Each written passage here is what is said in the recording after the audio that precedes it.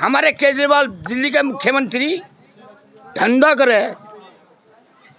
ये धंधे का ही कारण है, जेल में जाना, सजा भुगतनी, ऊपर भी नीचे भी। आप बताओ मेरे को क्या कहने का।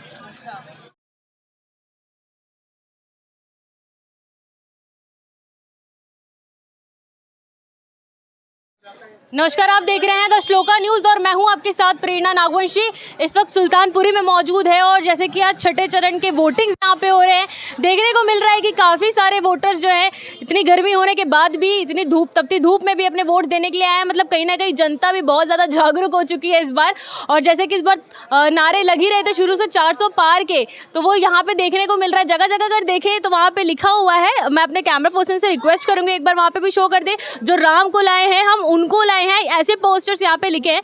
तो इस पर्टिकुलर क्षेत्र से तो हमें सीधा संदेश मिलता है कि वोट कहाँ पड़ने वाले हैं। और यहाँ पे भी कुछ लोग हैं जिनसे अब बात करेंगे, जो कंटिन्यूसली यहाँ पे वोटिंग्स के टाइम पे जो जनता आ रही है यहाँ पे वोट करने के लिए, उनके लिए भी कुछ सुविधाएं यहाँ पे अरेंज करके रखे हैं पहले से। काफ़ी सारी चीज़ों के बारे में हम यहाँ पे चर्चा भी करेंगे, साथ ही में ये भी जानेंगे कि पिछली जो सरकार है उसने कितना विकास किया है, उस सरकार से ये संतुष्ट है या नहीं, इस बार बदलाव चाहते हैं या कुछ अलग ही होने वाला है। आगे जनता से बात करेंगे। नमस्कार सर, आप अपना परिचय दीजिए। नमस्कार, दीपक शर्मा, अपने विश्व हिंदू परिषद जिला सहाय मंत्री, जिला गंजावला। विश्व हिंदू परिषद से हैं आप? जी। मतलब सीधी बात है, ठीक है। तो हाँ जी, वोट दे दिया आपने? जी, वोट दे दिया, चलिए अच्छी बात है। क्या लग रहा है सर इस बार क्या मुद्दे होने वाले हैं जनता के? क्योंकि यहाँ पे युवाओं का कुछ कहना है कि रोजगार नहीं मिल पा रहा है। प्रधानमंत्री को भी कई बार टारगेट कर दिया जाता है कि सिर्फ राम मंदिर पर 370 के मुद्दे पर ही हमेशा डिबेट करते नजर आते, वोट मांगते नजर आते हैं। आपको क्या लगता है कोई और भी चीज़ें हैं, कोई और मुद्दे जो आप लोगों की तरफ से सुल्तानपुरी की जनता चाह रही होगी? सुल्तानपुरी के साथ आज तक, तब से मैं वो अपना होश संभाला है, कोई भी ऐसी कोई बड़ी अचीवमेंट कभी भी कोई भी नेता लेकर नहीं आ पाया जिस प्रकार से आनी चाहिए। हमारे पास अपना इंडिविजुअल कोई पेट्रोल पंप नहीं है, हमारे पास इंडिविजुअल अपना सुल्तानपुर का कोई हॉस्पिटल नहीं है, अब बन रहा है छोटा। और कोई भी मूलभूत जो चीज़ें हैं जिसको हम पहचान कह सकते हैं, ये बहुत अच्छी बात है कि हमारा एक जो यहाँ का आप कह सकते हैं कि बनावट इतनी अच्छी है कि आप गली से बाहर निकलते आपको सड़क मिल जाती है, पार्क मिल जाता है, अन्य जगहों पे ऐसा नहीं है। और अब आती है बात सुल्तानपुर के मुद्दों की। ये जो चुनाव है ना, हमें इस चीज़ को देखना चाहिए, चुनाव एक असल में है किस चीज़ के। ये चुनाव हमारे निगम पार्षद के, ये मतलब गली सड़कों के, नालियों के नहीं है। ये चुनाव आपके PWD की सड़कों के नहीं है, इसके लिए हम अगले साल बात करेंगे। अभी जो चुनाव है ये हैं देश की सुरक्षा के, देश की अखंडता के, देश की मजबूती के लिए। ये सांसद के चुनाव है, हमारे PM के चुनाव हैं। इसमें हमें एक ऐसा व्यक्ति चाहिए मजबूत, जिसको देख के लोगों को विश्वास हो कि जो ये कह रहा है वो ये करेगा। जब ये पार्टी 2 सीटों पे थी तब भी ये कहती 370 हटाएंगे और मंदिर में ही बनाएंगे। जित अपने पूरे भाई ये भूली नहीं। उन्होंने एक आपने 370 लोग कहते थे 7 बार 10 बार जन्म ले तब भी नहीं हटा पाएगा, हटा। CA के लिए हम लोगों के पास CA इतना अच्छा है कि एक भ्रांति फैलाई जाती है कि इसकी नागरिकता किसी की नहीं गई। सिर्फ एक पता रहेगा कि भाई हमारे पास सिटीजन जो हमारा है वो कौन कौन है, होना चाहिए। हम भी यदि कोई कार्य करते हैं, अपने परिवार का एक बजट बनाते हैं, पता तो हमारे घर में मेंबर कितने हैं। अगर हमारे घर में भी जब मर्जी मुँह ढा के 50 लोग आते रहेंगे तो हमारा बजट तो बिगड़ेगा। उस बजट को बनाने के लिए हमें एक चीज़ लिमिटेड करनी होगी कि हमारे घर में बजट के लिए कितने व्यक्ति की आवश्यकता है, ये ज़रूरी है। लेकिन आप बजट की बात करें, इलेक्टोरल बॉन्ड के लिए भी उन पर चोरी का भी आरोप लगा। बहुत सारे ऐसे मुद्दे हैं जो प्रधानमंत्री जी को डायरेक्टली विपक्ष की तरफ से टारगेट किए जाते हैं, उस पर क्या सफाई देंगे? बहुत अच्छी बात है। इलेक्ट्रिक बोर्ड ये लाया कौन? ये BJP गवर्नमेंट के अंदर में इलेक्ट्रिक बोर्ड का ऑप्शन आया। इससे पहले सारा धन कैश में आता था, पता ही नहीं था कौन आ रहा है, कहाँ से आ रहा है। आज यदि मैं चोर हूँ तो मैं ही ये चोरी वाला सामान मैं क्यों लाया? आज मैं बता पा रहा हूँ कि हाँ जी, आप सबको पता है किसने कितना पैसा कौन सी पार्टी को दिया। इससे पहले पता था क्या? एक पारदर्शिता, ट्रांसपेरेंटी कि आपके पास जो भी आ रहा है, कोई भी जनता का कोई भी व्यक्ति एक RTI ला के इलेक्ट्रिक बोर्ड का पूछ सकता है कि किस पार्टी को किस व्यक्ति ने कितना फंड दिया। लेकिन ये भी कह रही ना विपक्ष की, प्रधानमंत्री जी कभी रोजगार पर बात नहीं करते, कभी महंगाई पर बात नहीं करते। स्मृति ईरानी जी 400 के टाइम पर जब सिलेंडर था तब सर पे सिलेंडर लेके घूम रही थी, आज 1200-1300 हो गया, अब कुछ उस पर बयान नहीं आता। तो इस पर क्या कहेंगे? कहीं ना कहीं वो हो गई ना, सत्ता मिल गया तो बस पलट गए, वो बात हो गई। जब सिलेंडर 400 का था तब भी सिलेंडर 400 का नहीं था। उस समय सब्सिडी लग के सिलेंडर तब भी 1200 था। और लाइनें कितनी लगती थी? एक लंबी लाइन लगती थी। सुबह हम सिलेंडर लेके जाते थे, ब्लैक में 2-2 सिलेंडर खरीदते थे। आप बताएं किसने ब्लैक में सिलेंडर लिया? और कौन सा ऐसा व्यक्ति है जिसने आज बुक किया हो 2 दिन में सिलेंडर ना आया हो? एक चीज़ें दे तो हम ही रहे थे, गवर्नमेंट की तरफ से ही जा रहा था। और ये जो पेट्रोलियम डिपार्टमेंट है, इसको प्राइवेट हाथों में दिया किसने था? किसने तय किया था कि पेट्रोल की कीमत कौन तय करेगा? पेट्रोल कंपनियां तय करेंगी। किसने तय किया था? हम तो नहीं थे। ये जो उस समय सत्ता थी, बीजेपी की तरफ से कई बार कहा गया कि पेट्रोल को जीएसटी में ले आते हैं। जितने भी विरोधी कहते हैं नहीं जी हमारा खर्चा कैसे चलेगा। ये जो इतने लुभावने वादे कर देते हैं, कहाँ से पूरे होंगे? वो कहीं ना कहीं पैसा हमारे पास से जाता है। यही पेट्रोल अगर जीएसटी में आ जाए जो 90 रुपये का, शायद वो 50 रुपये का हो जाएगा। 40 रुपये बचेंगे, किसके बचेंगे? आम जनता के। पेट्रोलियम के बीच में ही आपकी गैस भी आ जाएगी। लेकिन और भी मुद्दे हैं, महिला की सुरक्षा का मुद्दा है। कई कितने सारे ऐसे सब बोला जाता है कि बीजेपी के राज में और यूपी में भी योगी जी के राज पर बहुत सारे रेप केसेस हुए जिसमें कुछ सुनवाई नहीं हुई। अभी तक 180 केसेस में हुए हैं और दिन का 3 महिलाओं के साथ बलात्कार हुआ है, उस पर भी कोई सुनवाई नहीं। तो जब अगर आप हिंदुत्व को लेके बढ़ रहे हैं, देश को लेके बढ़ रहे हैं, तो महिलाओं की भी तो सुरक्षा के लिए कुछ करना चाहिए ना। महिलाओं की सुरक्षा, बिल्कुल आपने बिल्कुल सही विषय उठाया। जिसके ऊपर भी इस नारी उत्पीड़न का विषय आया है, उसका स्टैंड कभी भी समर्थन बीजेपी ने नहीं किया। बल्कि अभी आपने कुछ दिन पहले ही देखा होगा, एक पीए ने एक सांसद, महिला सांसद को पीट दिया, तो उसके लिए पूरा एक प्रदर्शन हो गया। क्या ऐसा कभी आपने बीजेपी की टीम गई किसी के बाद कि हमारे बंदे को छोड़ो, इसने मार दिया, कोई बात नहीं, सांसद है कोई बात नहीं, महिला आयोग की अध्यक्ष है कोई बात नहीं, आप क्यों कर रहे हो? अरे वो महिला नहीं है क्या? जो इसे कहते हैं ना चिंता है, ये रेप केसेस होते थे, दंडनीय अपराध है, निंदनीय अपराध है, ऐसा सभ्य समाज में नहीं होना चाहिए। इसका समर्थन बिल्कुल नहीं चाहिए। मगर वही लोग कहा करते ना, बच्चे हैं गलती हो जाती है। ऐसे लोग भी थे जो कहते थे बच्चे हैं गलती हो जाए, भटक गए, पैर फिसल गया, इन शब्दों का इस्तेमाल किया जाता था। स्मृति ईरानी जी ने सर ये भी कहा था कि लड़कियां बाहर घूमेगी तो उनके साथ ऐसा होगा, तो ये भी तो एक बयान है ना स्मृति जी का। घूमेगी तो ऐसा होगा, हाँ बाहर जाएंगी लड़कियां तो ऐसा होगा उनके साथ, ये बयान। ऐसा तभी तक होना है। देखिए इस पे पीएम ने पीछे कहा था कि जब हमारी लड़कियां बाहर होती है ना, लड़कियां शाम को 6 बजे बाहर हों, हम फट पूछते हैं कहाँ गई थी, किसके साथ थी? हमारे लड़का 10 बजे आता, हम क्यों नहीं पूछते? क्या रेप केस के लिए अकेला महिलाएं जिम्मेवार नहीं है? हमारी जो पुरुष मानसिकता, जो हमारे जो पेरेंट्स जो लड़कों से नहीं पूछते, लड़कियों से फ़ौरन क्वेश्चन करते हैं, वो भी हैं।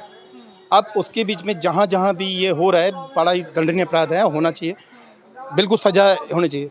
जिस पे भी जिक्र आता है उनको रेप हो या कोई भी सजा हो, यूपी में आप बताने की जरूरत नहीं है, यूपी में बताने की जरूरत नहीं है। और जहाँ भी आता है, मैं कहता हूँ सही बात है कि सबको इस पर आवाज़ होनी चाहिए। और यदि विषय ये है कि वो बाहर निकलेंगे तो ऐसा होगा, तो शायद बयान कुछ और भी होगा इसके साथ, ये 2 लाइनें नहीं होंगी। जी एक और सवाल था मेरा, यहाँ पे दिल्ली की जनता के लिए एक बेनिफिट ये था कि फ्री पानी फ्री बिजली मिल रहा था। तो विपक्ष का कहना है कि आप लोगों ने फ्री पानी बिजली ले लिया और उसके बाद आप लोगों ने मुंह फेर लिया, तो दिल्ली की जनता सेल्फिश है। तो आपने फ्री बिजली पानी ले लिया और वोट आप बीजेपी को दे रहे हैं, समर्थन आप बीजेपी का कर रहे हैं। खिसकियानी बिल्ली खंबा नोचे। आप जब तक वो जीत रहे थे, जब तक यही दिल्ली जनता बहुत अच्छी थी, और आज जब उनको लग रहा है कि परिवर्तन हो रहा है, तो यही दिल्ली जनता सेल्फिश हो गई। तो इससे पता लगता है कि आपके बीच में सेवा भाव रखने वाले व्यक्ति कौन है और मौकापरस्त कौन है। जी ने कितना कुछ किया ना, कितनी सारी डीटीसी बसेस हैं, इलेक्ट्रिक बसेस हैं, महिलाओं को भी फ्री किया, बहुत सारी चीज़ें जो है सुविधा में दी हैं। तो कहीं ना कहीं तो थोड़ा बहुत तो आप लोग दे सकते हैं, थोड़ी तो तारीफ करिए सर। अब तो बीजेपी नहीं, मैं तारीफ करूँगा, मैं बिल्कुल तारीफ करूँगा। केजरीवाल जी ने इलेक्ट्रिसिटी जो बसें बता रहे हैं, वो आप बताएं ना केंद्र के द्वारा दी गई है। नहीं, उनके केंद्र के द्वारा दी गई है। आप थोड़ा सा करेक्शन कीजिएगा, कोई बात नहीं, करेक्शन कीजिएगा, उनके द्वारा की गई है। पानी फ्री दिया गया, जल बोर्ड में घोटाला कितने का हुआ है? बिजली फ्री दी गई, मेरा बिल 1260 रुपये आया हुआ है, और 1 पैसा अधिक दारू भी फ्री थी, ये नहीं बताया गया। उसके बाद हमारे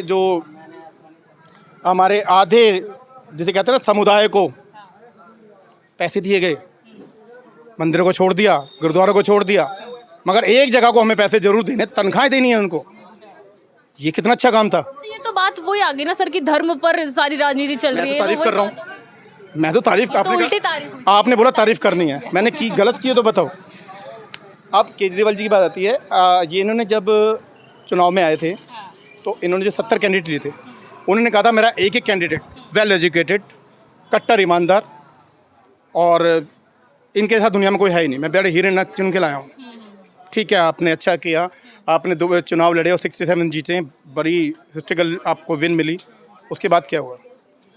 उसी में आपका एक आने वाला था बिल, मैं उसका नाम नहीं लूँगा, जिसमें कहा गया था जब भी जिस पे आरोप लगेगा उस व्यक्ति को पहले पद छोड़ना होगा, उसके बाद उस पर केस चलेगा, उसके बाद वो अगर बेदाग साबित होता है तो वो दोबारा आ सकता है।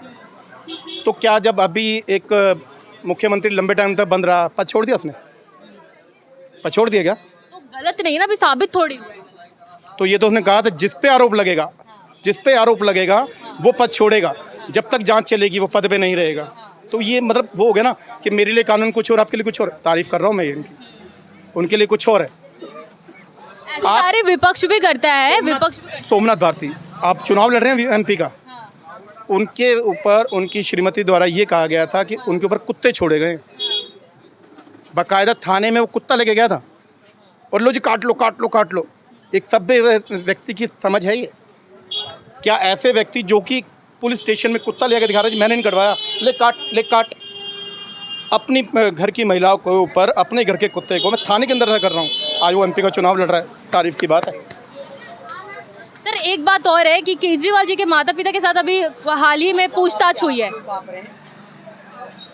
मेरे हाथ क्यों कांपेंगे भाई साहब? लो पकड़ लो।